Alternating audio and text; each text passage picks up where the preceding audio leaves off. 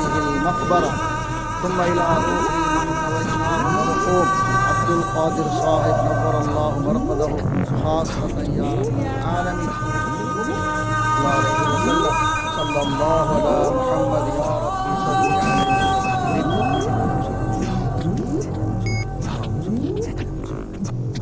சொல்லுங்க காதர் பாய், யாரு? என்ன குரல் வேற மாதிரியா இருக்கு? நான் பாஷா பேசுறேன். ஓ, பாஷாவா? காதர் பாய் கிட்ட பேசினா தம்பி பாஷா கிட்ட பேசினா என்ன? எனக்கு காரியம் ஆகணும்.